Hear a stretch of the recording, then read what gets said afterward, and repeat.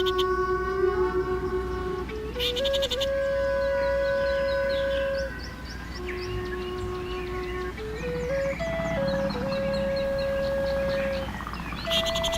ora. This is Jeff Wefferson coming at ya from Aotea, Great Barrier Island, New Zealand. I've just returned from camping out beneath my most favorite, beautiful grandmother Pahudakawa tree at Hiratonga, one of the most very powerful and sacred and special places on this whole island. I'm now recording the show On the Brink Radio, episode number 88. From atop a sacred island called Tutoko o Kahukuto. Here in the middle of Waiarafara, the waters of Arafara, the high priest of the Takatimu Waka, who arrived here in Aotearoa hundreds of years ago from South America.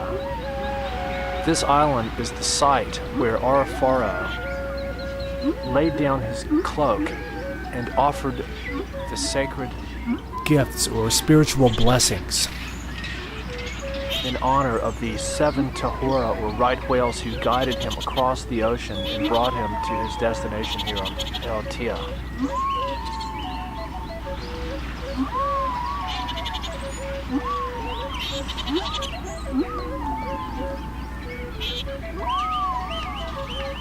Encamping beneath Grandmother Pahudakawa, I asked her to please impart her power and wisdom, ancient consciousness of Pahudakawa trees and of the network of all trees on Mother Earth, and the network of all plants, plant consciousness, the most ancient form of life here other than the cyanobacteria. Plants make all other animal life possible. I want to honor Mitakuye Oyasin, all my relations, as the Lakota would say. All my relations from the past, my ancestors, my mom and dad, who were the subject of last week's radio show. On the 10th anniversary of their fatal car accident, they got to come forth by day together, waking up into a beautiful eternity where I feel their presence communicating and sharing with me from there now all the time. Mitakuye Oyasin also includes our family of life, who is alive here with us on Mother Earth now. And when you stop and think about it, it's beyond comprehension who all is here with us now. If you think of the sum total of every individual, of every species and genus and kingdom of life, how many different separate organisms and life forms that would be. But that's the reality of our family of life here and now. How much of it we're even aware of or capable of being aware of is very minute. Our reality as humans is a very compressed, tiny little microscopic slit in the full spectrum bandwidth of the complexity of reality, the complexity of life as we know her. Part of my work as a neo-shamanic information activist, artist, writer, musician, photographer, filmmaker, writer, and lover of life is to try to help people to be inspired to expand their horizon of identity, to expand what it is they think of as themselves, to include our family of life, the web of life. Chief Seattle is attributed with a saying along the lines of, what we do to the earth, we do to ourselves, and I think that that's very true.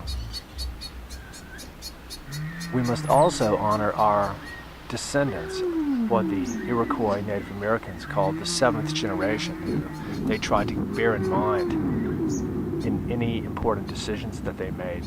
They tried to weigh the effects, consequences, and implications for not just the next generation, not just the generation after that, but 7 generations. That's over 200 years.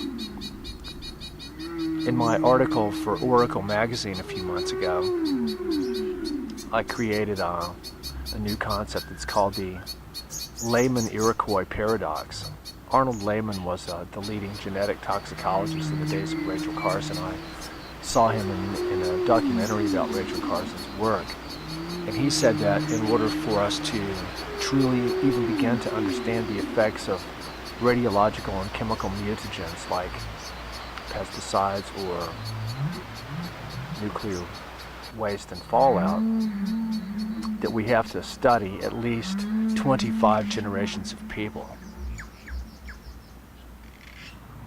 But we alive now are only the 3rd generation of people to exist since all these substances even came into being. So we are actually just the very early stages of this experiment to see what these effects actually are. We have a pretty good idea how it's starting out. But have we weighed the consequences of our actions in terms of their effects on 7 generations down the road? The answer is no. Very clear, loud and clear. I personally believe that the mentality of normal people today is so mentally ill that I don't see any way that humanity in its present form, again, this is a generalization, humanity in its present form, especially the distributed mental operating environment of the privileged people in the West, not only is this mentality and this quote-unquote way of life based on a military industrial juggernaut with its pedal to the metal, not only is this way of life unsustainable, it's actually totally necrophilous. It's based on death and killing of ecosystems in all kingdoms of life, enslaving them and waging war on the earth, especially in violation of the Hopi prophecy, digging precious things from the land.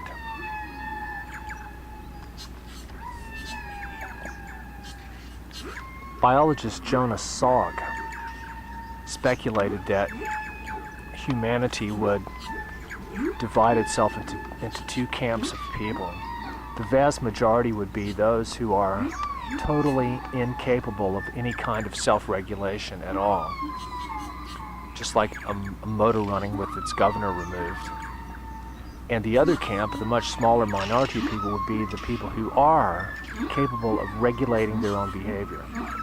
And I basically see this as being a very apt description of what's happening with humanity now. For example, many of the things that we're doing used to make sense. But it's the scale, it's the out of balance nature that everything has gone to, largely based on greed, driven by money and the capitalistic imperative. It seems pretty true that indigenous people around the world have traditionally hunted and eaten some animals, although not everyone. And we don't know this for a fact, but it seems to be true. But they only took what they needed. They wouldn't slaughter a whole herd of buffalo and leave them laying there like the Wasichu, the white man, did when he came across Great Plains. He wouldn't harvest a whole ocean full of fish in order to sell, and at the same time killing thousands of dolphins and whales and other marine life that was part of the bycatch that would just die in the net, and then they throw them into the ocean. But yet this goes on every day. It was a shock to me to read that it's believed that over 300,000 marine mammals, cetaceans, whales and dolphins and porpoises, die every year because of bycatch, because of being caught in nets, gill nets and trawlers all around the world. If that figure is really true, that makes the fishing industry by far the greatest threat to whales and dolphins through physically catching them and drowning them.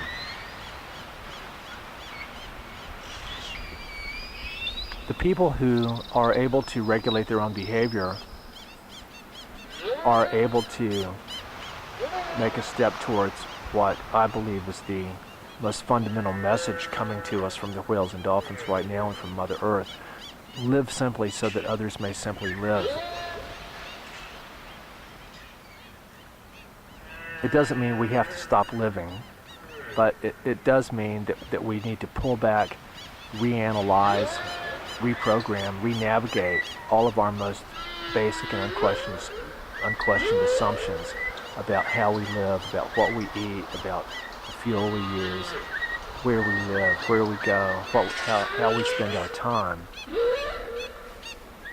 Most of us are just sort of on automatic pilot mode, walking around in a media-reinforced la-la land where every message that we see, everything that enters our mind, it's predetermined to be only those things that we want to see and hear.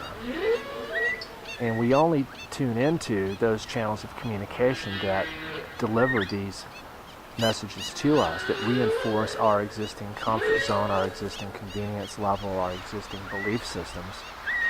When anything that gives any cognitive dissonance, for example, pretty much anything said by Jeff Wefferson on the radio or in person, anything that gives cognitive dissonance or draws attention to the glaring inconsistencies, the schizophrenic megalomania of our species on this planet, a lot of people just turn it right off and shut it out, or worse yet, they attack me personally, or accuse me of being negative when they're saying that, oh, everything is A-okay.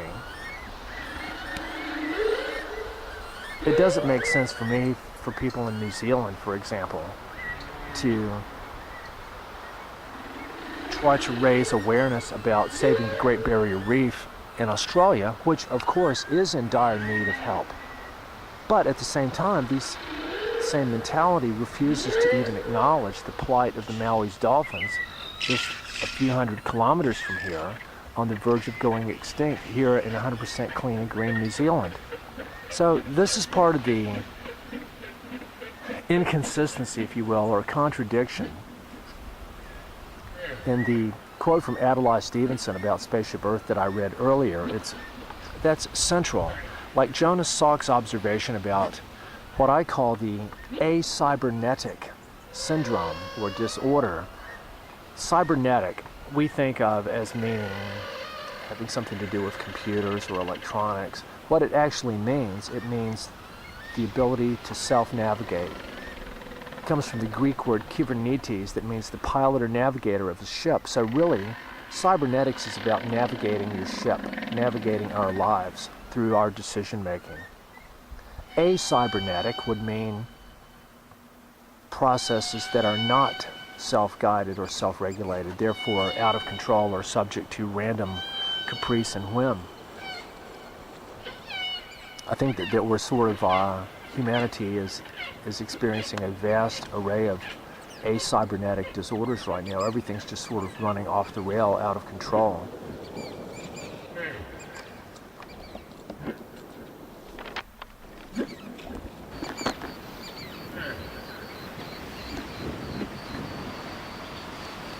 I think the work of Rachel Carson is especially important in the world of today. Not only her work about the danger of pesticides and the poisoning of the whole environment, including the human environment, as presented in her work Silent Spring, but her previous 3 books, all about the ocean, the edge of the sea, life in the ocean, life by the edge of the sea. I found her to be one of my biggest heroes, and I've nicknamed the giant grandmother Pahutakawa tree Rachel Carson in honor of her. But I really think that right here and now,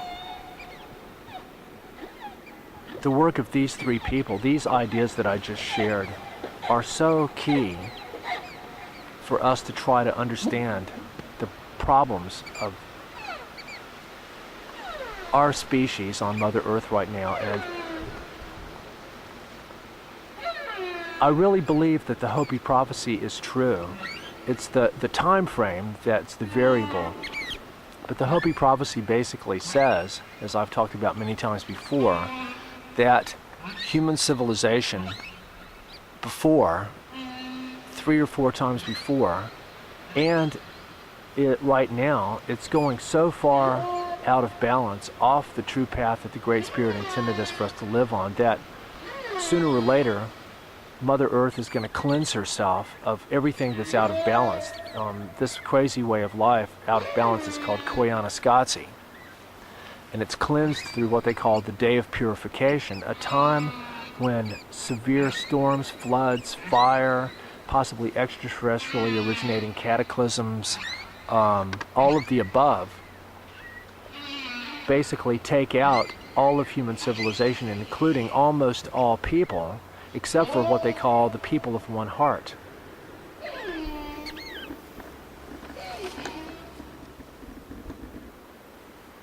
The people of one heart are guided to be in the right place at the right time and somehow survive the Day of Purification, and they come out to be the seeds of the new creation. And so the people of one heart recognize who each other are. People living in a true spirit of love of life and without blatant contradiction and inconsistency and schizophrenia. Actually walking their talk, living to the best of their ability, the highest knowledge that they have, trying to live simply so that others may simply live. I really feel that there's something to what I perceive to be the urgent sense of warning being conveyed to us by cetacean consciousness right now. I really believe that it's possible that they may know from memory and or know in terms of their ability to perceive, possibly even acoustically, through means of sensory input that we do understand, coupled with channels of information transfer that they have developed or have access to that we either have lost or possibly never even had, because the cetaceans are highly evolved, neurobiologically sophisticated beings who have lived on the same planet as us, but 10 or more times longer, with a whole lobe of their brain that we don't even have, with extraordinarily advanced social systems, communication systems, a much more perfect adaptation to their environment than we do. They're a non-material intelligence, the ultimate indigenous people, and a true extraterrestrial intelligence. Terrestrial meaning here land. In honor of where I am here on Aotea, on this beautiful little island or rock where Oroforo offered his sacred gift in honor of the Tahora, the right whales who guided him across, I have painted a rock with 2 whales on it that I'm leaving here as my offering and my apology to Tahora, to Ha, the right whale, the sperm whale, to all the cetaceans, the whole kingdom of the whales and dolphins here in Aotearoa, all of Mother Earth. I'm offering my apology on behalf of my species, Homo sapiens, man the wise. I feel ashamed to be a person much of the time when it comes to our relationship with all the other kingdoms of life, all the beautiful birds here who I've become so intimately dear with, the kakas, the kakarikis, the tuis, the kotaris, the rus, and my beautiful avian kaitiakis in Australia, the white and black cockatoos, the boobrooks, the rosellas, the green, crimson, and eastern rosellas, all my beautiful friends, the beautiful pohutukawa trees, the kauri trees, the eucalyptus trees, the rocks, the birds, the bees, all the kingdoms of life. I just feel so sorry, and I'm apologizing to everyone on behalf of my species with my rock that I'm leaving here on this island. And I'm asking not only for forgiveness, because when I interviewed Rodney Nawaka of the Kawa Marae here a few weeks ago, he said that the whales used to come through the Colville Channel here between Coromandel and Aotea, Great Barrier Island, but ever since the whaling, since the days of whaling, they don't come here anymore. And I'm extending an apology on behalf of all the whalers and all the people who have done vile and evil things against the kingdoms of life. I apologize on behalf of my species, and I hope that I'm trying to do my best. And Teddy and Wally, my koala and orca kaitiakis, actually came on the radio and interviewed ecologist John Ogden yesterday, and this is going to be on the show in a week or two.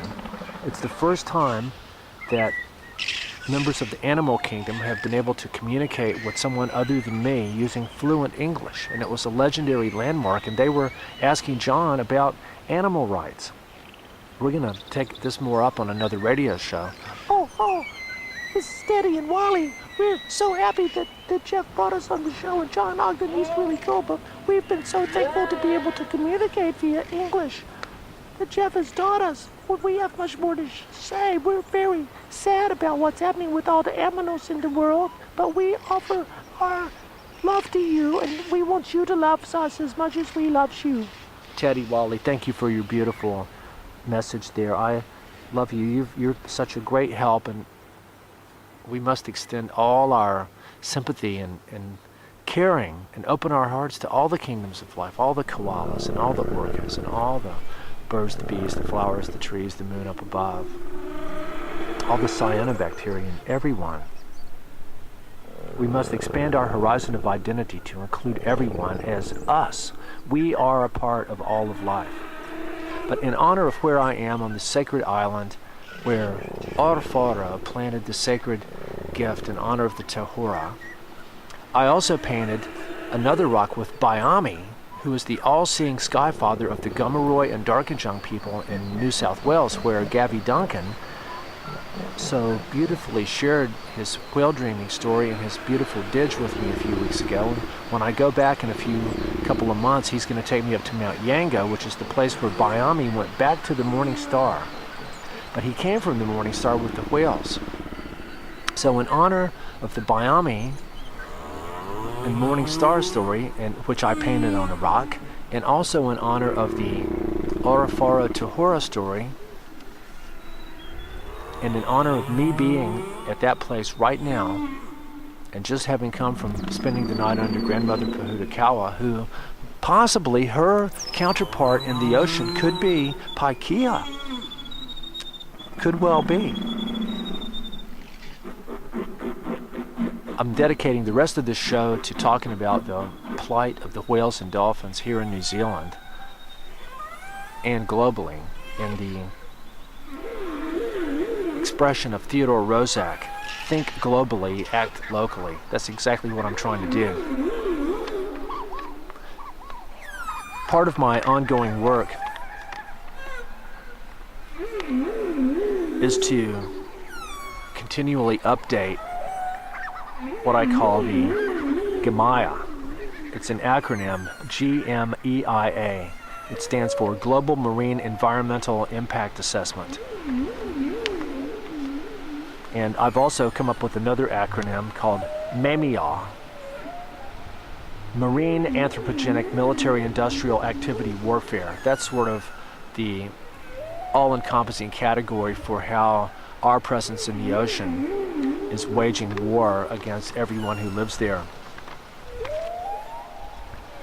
New Zealand is the new Taiji no one is talking about, according to my beautiful friends Stranded No More, marine biologists in a few different areas in the States and Canada, who have provided unrelenting state-of-the-art reporting on strandings of whales and dolphins all around the world, with correlations in a very high percentage of the instances of the presence of seismic testing and or naval military hazardous operations of different kinds.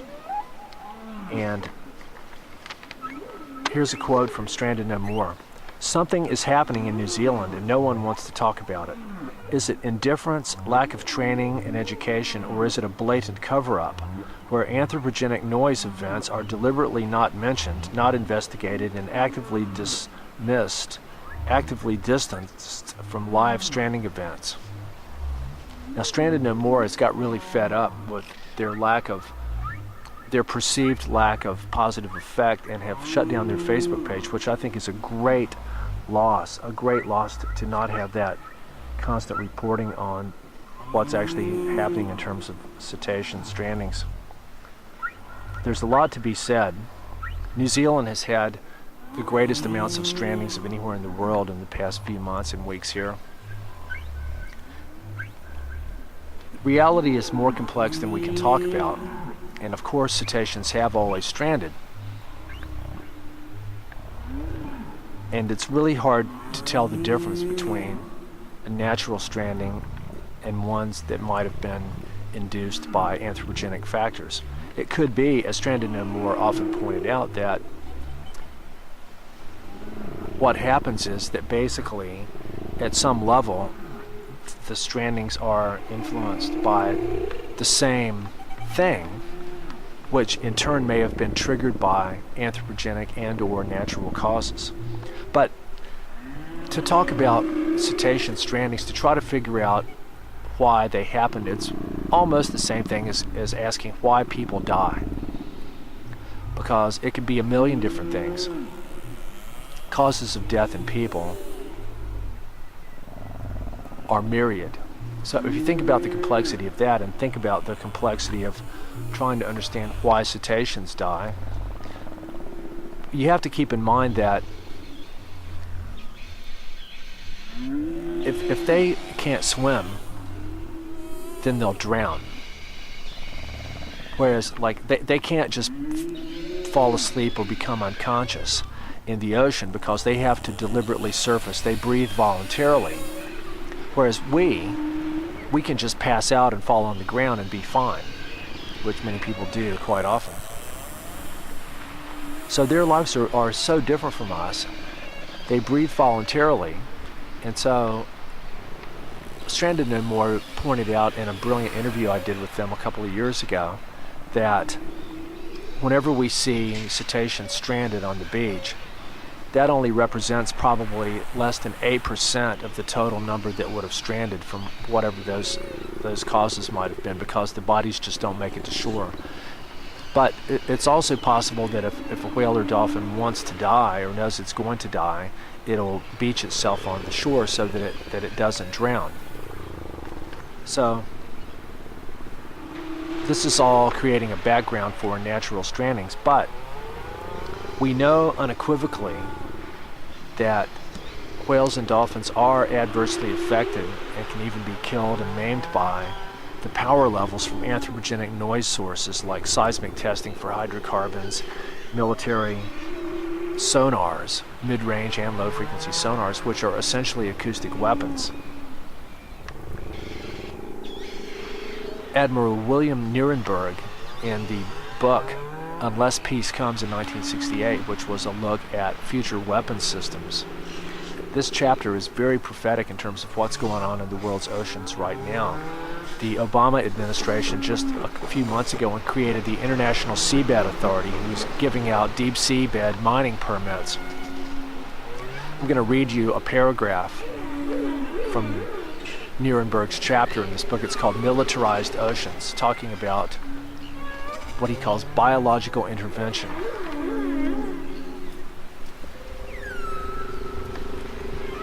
He pretty much makes it clear that the Navy and other military presences in the ocean regard anything that's large enough to be visible on sonar as something that can interfere with their warfighting ability.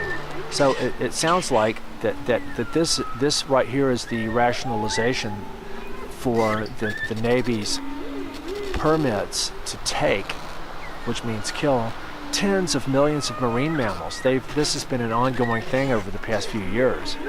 It's like they, in the words of Kirsten Massimo of Champions for Cetaceans, she calls it clear felling the oceans. Like they want to just get everything out and How diseased, how necrophilous, how mentally ill is this for our species to want to clear everybody out of the ocean, which includes the highest beings on this planet, our greatest hope of actually understanding who we really are, beings that have been people long before us, and this isn't just me talking, beings in the sea, the people of the sea, the ultimate indigenous people who are actually not only our kin, but our mentors who helped us become people.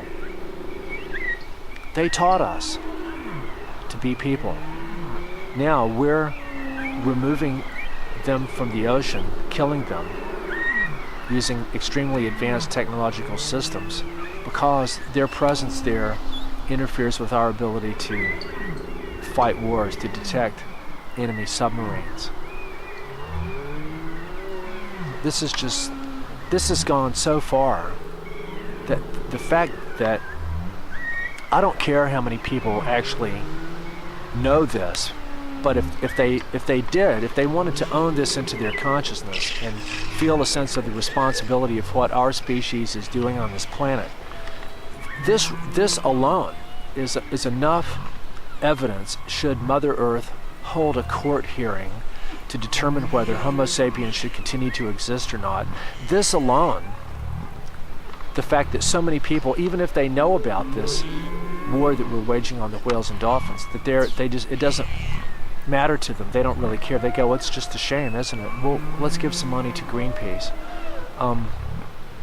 This alone is proof that humanity in its present form, i.e. the mentality, the distributed mental operating environment that is okay with this and can live knowing this is going on and still eat meat and still drive their car everywhere and carry on with just their business as usual, is so mentally ill that Mother Earth should not continue to support beings that have debased themselves and degraded themselves so far below the true nature of what it means to be a person on this planet.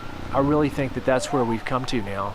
Sometimes I'm so ashamed at what my fellow man is doing that I really wish that the day of purification would just come like a giant supernova and just blast away every shred of human civilization. And not, if it could be some kind of magic wave that would just kill people, but not anybody else. That would be really cool. I don't mean to sound like a misanthropist here, but it's really the mentality. If a giant supernova, cosmic emanation wave from the galactic core could come and wipe away every vestige of our distributed mental operating environment, here we go. It wouldn't kill anybody or hurt anybody physically. It would destroy any kind of negative brainwave or mental activity pattern.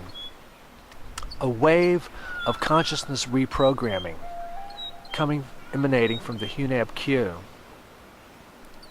that would transform our consciousness and cleanse any form of residual belief systems that are destructive and pave the way for a fresh new garden of a whole new way of thinking and relating with Mother Earth, a regeneration of our true love of life. That's what it's really all about to be a person. That would be very, very cool. I was supposed to be interviewed on the Vinnie Eastwood show today. This guy named Ben Vidgen contacted me. He's a writer for Investigate magazine, and he's doing Vinnie's show now while Vinnie takes a break. He wanted to have me on and talk about big oil and cetacean strandings, but they decided not to do it for various reasons. I'd like to thank Claire Swinney for offering to make this show into a YouTube presentation that'll reach even a wider audience than I would alone. And also Rose at the Contrail, who first had me on their show 3 years ago talking about the whales and dolphins. It's timely because on tomorrow, which is the 6th of December, near Ahapara in Northland of the North Island, this is the exact habitat area where the Maui's dolphin lives, and it's also the area of the greatest amount of offshore hydrocarbon drilling and exploration that's going on in New Zealand right now. Tomorrow there's a gathering going on at Ahapara. It's a rally against this Norwegian oil company called Statoil, Statoil, who's exerting a major influence in New Zealand right now. It's been Anadarko, particularly in recent years, who has been the primary face of big oil here in New Zealand, but also Shell, Chevron. I'm not sure exactly how many oil companies are active in New Zealand right now, but the number is increasing all the time. And New Zealand recently, about a month ago, they put on the auction block an area of their EEZ that's larger than the whole landmass of New Zealand. They opened this whole area up, and this is areas that extend out into the ocean all around every part of both islands of New Zealand, which is this is the exact area where all the whales and dolphins live.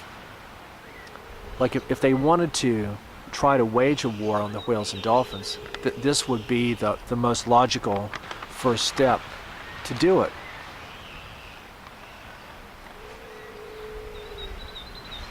I don't know what good is going to come from this gathering, because the vast majority of the people are, yes, they're going to drive there in their car, burning hydrocarbons, and they're probably not even going to think of the fact that just by going to this thing, unless they walk or ride a bicycle or go on a sailboat or a horse, if they drive there, they're actually supporting the industry that they're going to protest against.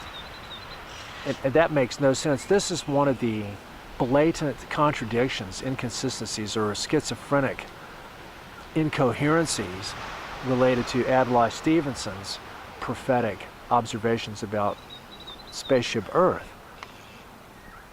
You can't drive to the Greenpeace meeting to protest against oil in a car that's burning oil. Doesn't make any sense at all. But see, the fact that so many people, that this doesn't even matter to so many people, they go like, oh, Jeff, you're right. It's a shame, isn't it? They say they agree with you in talking, but the reality is their behavior doesn't change. This ties in with my whole idea about the whole world of human communication based on symbolic language, especially English, is a giant shared delusional system. And again, I'm the first to admit that, of course, on my radio show, I am talking using English. But the difference is that I'm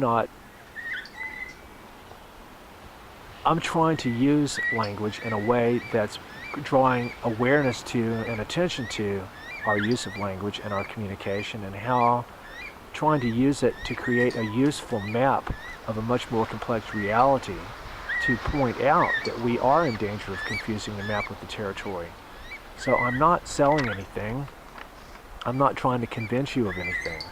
I'm trying to provide information and inspiration, put stuff on the table, get it on your radar so people can realize that we are in a desperate situation of Mother Earth crying out to us all to please re-navigate how we're living, to please expand our horizons of identity, to include all of life, to love ourselves, to love all our fellow life forms on Mother Earth, and not just through talking, but through changing how we're living, to live simply so that others may simply live. So I don't know what good this rally tomorrow is going to do. Supposedly, some quote-unquote marine biology, whale and dolphin experts are going to be there. I believe one of them is going to be Dr. Liz Salutin from the University of Otago in Dunedin. She and her partner Steve Dawson are two of the Maui's and Hector's dolphins experts in New Zealand. I haven't met them, but several years ago I started trying to communicate with them about the dangers of seismic exploration and military sonar, and they basically blew me off. They wouldn't have anything to do with me, wouldn't be my friend on Facebook, wouldn't read my emails, because I was saying stuff that was inconvenient to what they wanted to hear. They didn't think it mattered. But in the past 2 or 3 years, Liz Slutin has become aware of the dangers of seismic testing. I've been in touch with Ruben Taipari in Ahapara, who's one of the organizers of this event, and he told me that that Liz Sleuton was somehow involved with the tissue samples that they had sent from some of these stranded whales there at Ahapara to try to determine what the cause of death was. But again, this is probably going to lead nowhere. But the overall scenario here in New Zealand with the whales and dolphins is so grotesque, so astronomically bad. But it's almost like that Stranded No More is correct in saying that the strategy that DOC operates by, where they basically just euthanize whales pretty much as soon as possible by a bullet to the head, shoot first, ask questions later, get rid of the body. The fact that that's the standard policy here, the fact that it's really hard to see any mainstream media coverage of these strandings. There's no centralized effort to bring all this onto public radar beyond what I myself am doing in Stranded No More when they were still in operation. It's not just lack of training and education and ignorance. I really do think that there is an active cover-up going on to try to distract the public from making a connection between the activities of big oil and other offshore anthropogenic activities like deep seabed mining, which is really exploding everywhere. The mining industry is also exploding in New Zealand, just like in Australia now. These corporations, the mining industry, the oil companies, they now control the government of New Zealand. It began, the real coup d'etat was with Anadarko when they basically seized the helm of New Zealand's government with the Christchurch quake, of which a lot of evidence exists that they were involved in, creating it as an artificial earthquake to serve as New Zealand's 9/11, using what's not new anymore, advanced technotronic warfare technologies like HARP, of which Anadarko has deep and long-standing connections with HARP, which in fact was originally designed and built by an oil company called Atlantic Richfield. All this is alive and well here in New Zealand right now, a country that is vastly beautiful, projects its 100% clean and green image to the world, spending tens of millions or hundreds of millions of dollars a year for adverts in National Geographic and in tourism all around the world to bring people here. But the reality is that this is the worst place in the world for all the whales and dolphins right now. More whales and dolphins have stranded and died here in recent months and weeks than anywhere else in the world.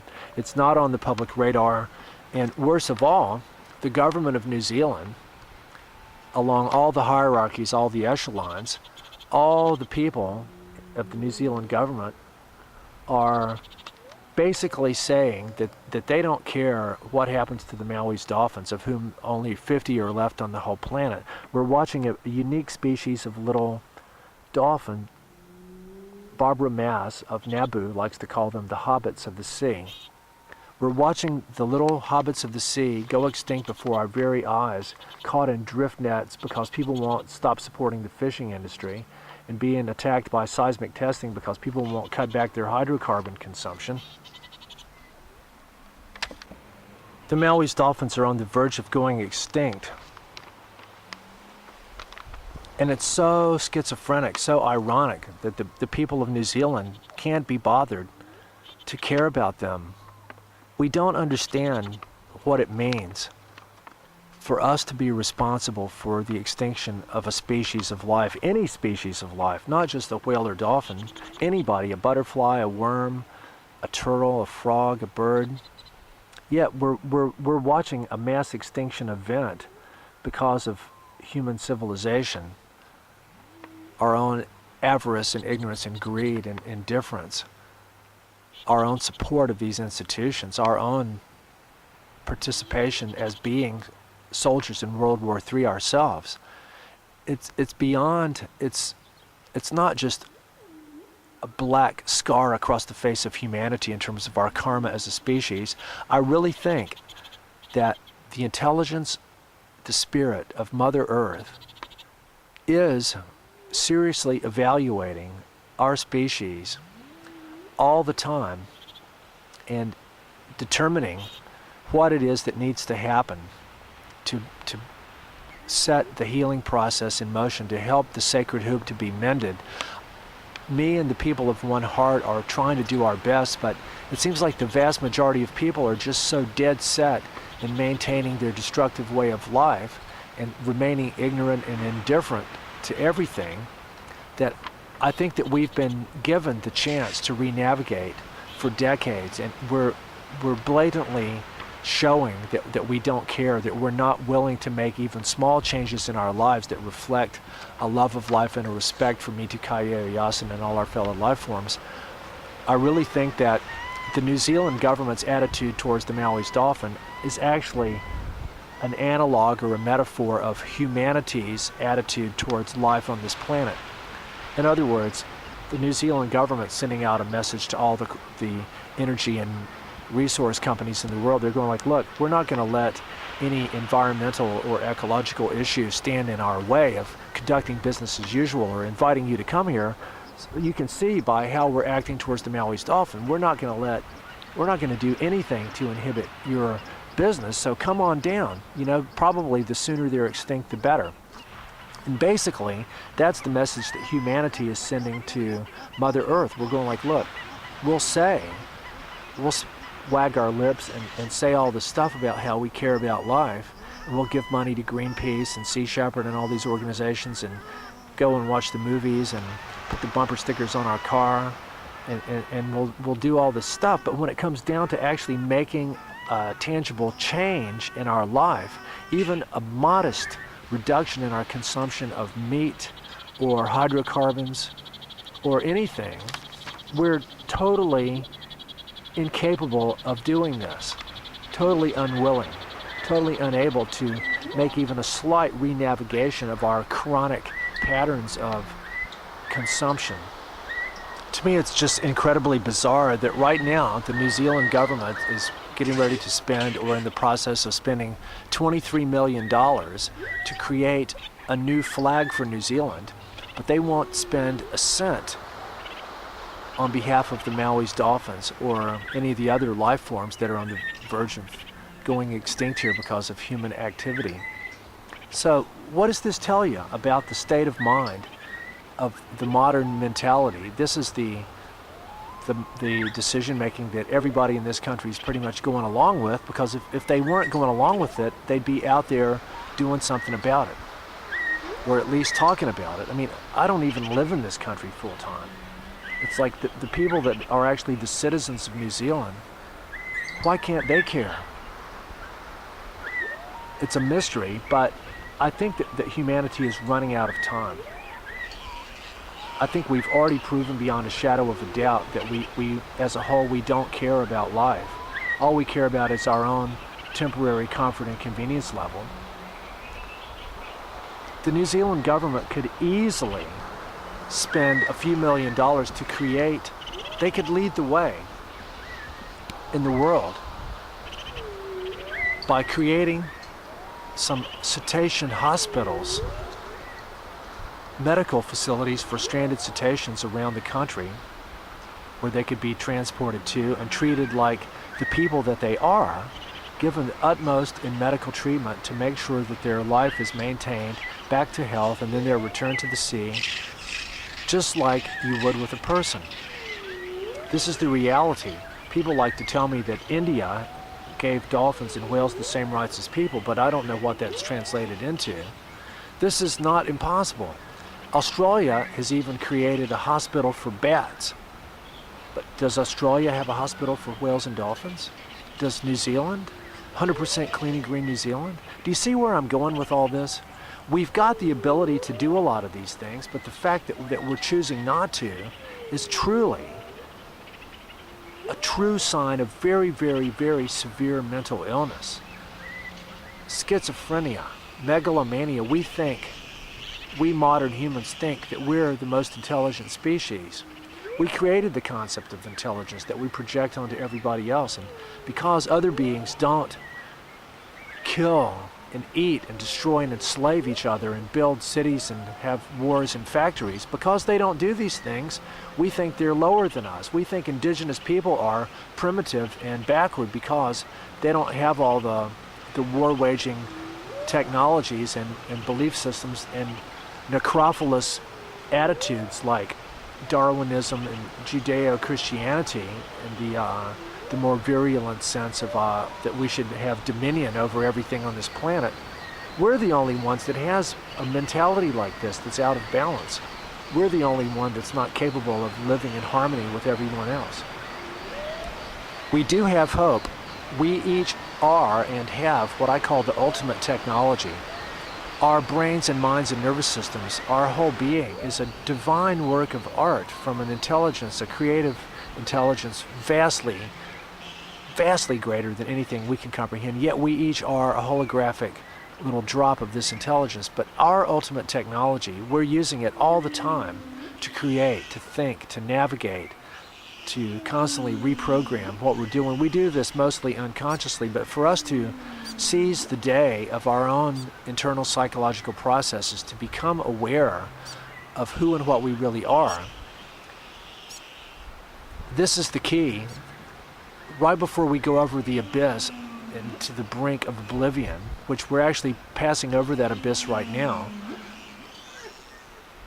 we do have a last-minute hope of re-navigating this whole process by waking up to our own individual ultimate technology and to bring it online, to regain our brain from the massive shared delusional trance induced by perception management, mass communication as a weapon, to snap out of it, get in touch with Mother Earth, with nature, our fellow beings, get some silence in your life and feel the connection with Mother Earth, and walk your talk. Don't just wag the lips and say that you want to help the Maui's dolphins or the Kakarikis or life. Actually make changes. Action speaks louder than words. Mother Earth, Teddy and Wally are the only beings that are not human on this planet that actually understand English right now.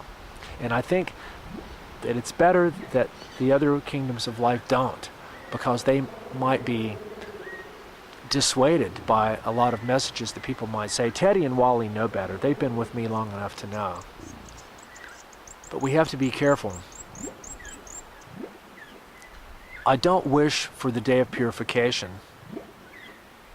but in another sense I do, because if we're past the point of showing that we're even capable of changing our behavior, then Mother Earth and the cosmos is going to have to do it for us. And the Hopis say this is what's happened before. So if I were you, I would say it's a safe bet to still try to use our ultimate technology to wake up and give our lives our best shot in terms of your own personal karma and dharma.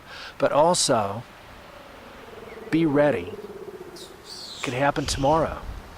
It could happen tonight. It could happen in an hour. A giant cosmic wave of energy could come blasting in that we have no idea about. A giant asteroid could come, a comet could come from nowhere. Unknowns that we have no idea about.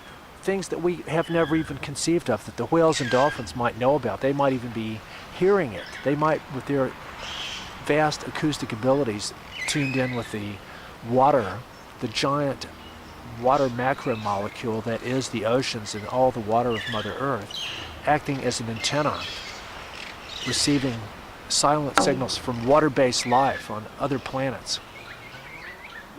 The other night, I was looking at the star Sirius through my quartz crystal, and right at that exact second, a meteor came right across the field of view, right next to Sirius, and I saw it through my quartz crystal, and I don't know what the probability of that happening is, but it's very low.